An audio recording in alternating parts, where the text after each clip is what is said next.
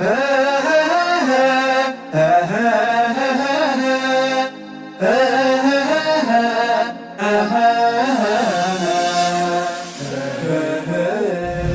Bismillahirrahmanirrahim.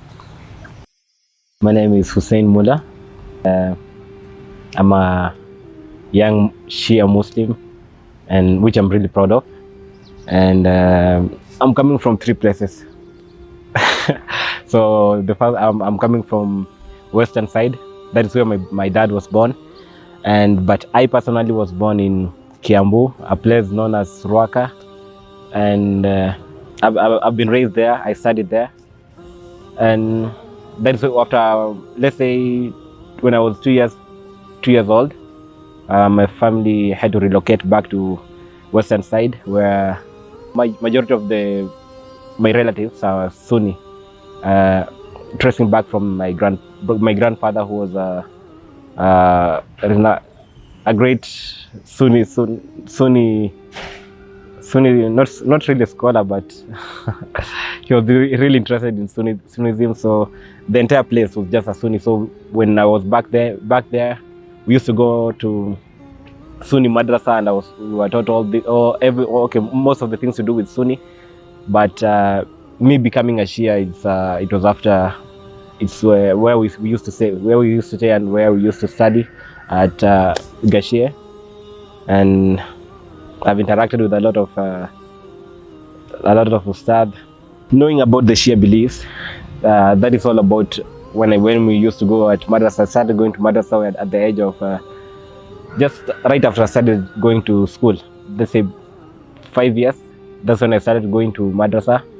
Since Madrasa was free, but it was free. It was free to go to Madrasa, and that's where I started learning the Quran and learning the Shia beliefs, and it was really interesting. To be specific about that, I think my nuclear family, that is only my dad. From my dad, he's the only Shia Muslim. He's the only Shia Muslim, and the rest are Muslim. Let's say Sunni Muslim, but they don't really uphold those Muslim beliefs. They're just, okay, I'm not going to say they're just Muslim by name, but I don't find any better word to okay. Mimi binafsi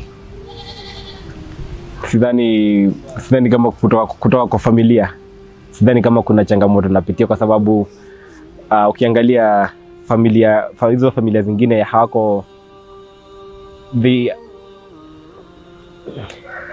they're not really upholding the Muslim beliefs. Like, I mean, even they don't see the difference between Shia and Sunni, because they're just Muslim by name. Like, I mean, you can just say, let's give an example. You're just called Muhammad, but you don't know anything about Islam.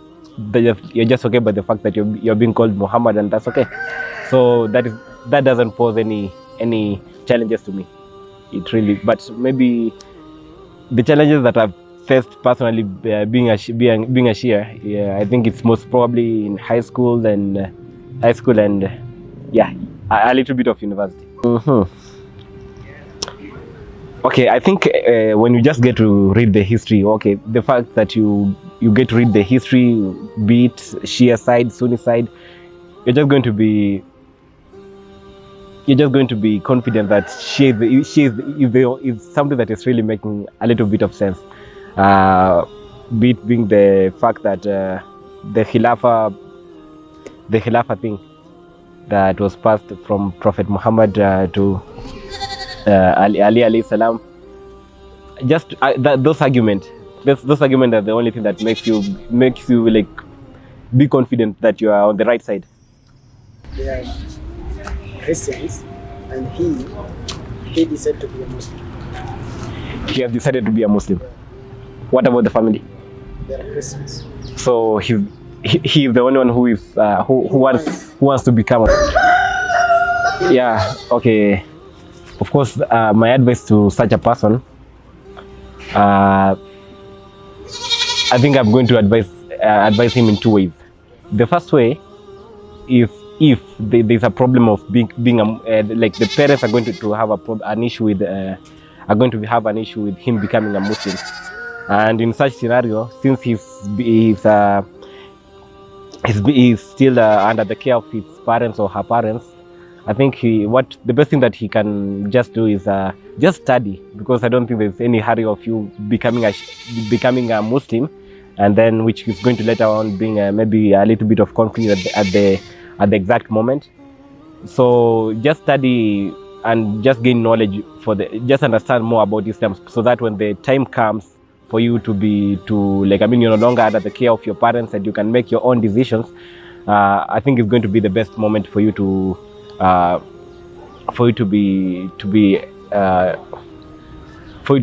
show it out. And that takes us back to something that we call maybe takia. So maybe if you're going to find yourself that you're going to experience some difficulties which you're not going to be able to endure them, so you just have to need to apply takia. You're just going to, maybe inside you know that I want to be a Muslim, and you study about Islam and you love this and you love the religion, but don't just show it, because till the right moment comes when you are on your feet and you no longer depend on them. But of course, don't show disrespect to them or something like that, because that's what our religion stresses. Me, what I can just say, like, about Islam is a very beautiful, very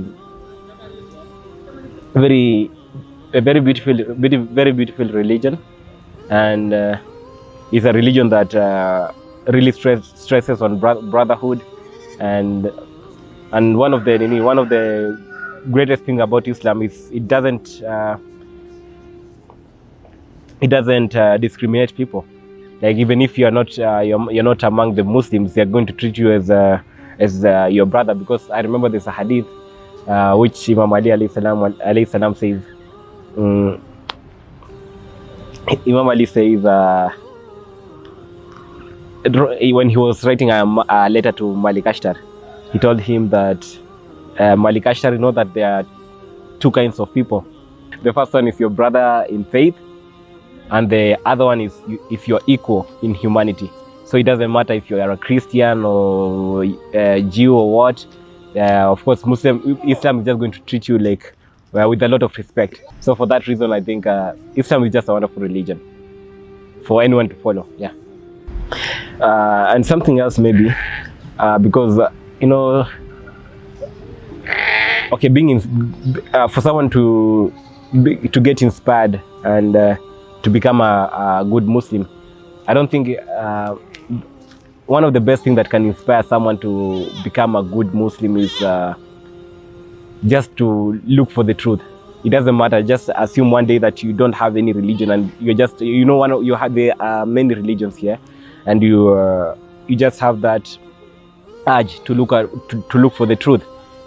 So when you start looking for the truth, I'm sure you're not going to end up in any other places except in Islam, because okay, there are quite a number of things that can make someone be interested in Islam. Maybe the looks of people, maybe what to say, sherehe, kitu kama hiyo, Eid, unangoja Eid, or getting married, because I know in our world today you can just get someone, because it's really prohibited for a Muslim lady to be married by a non-Muslim guy.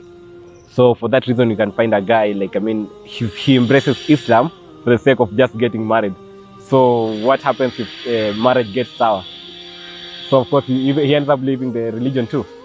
So I think the best thing that can help you to become a good Muslim and embrace Islam with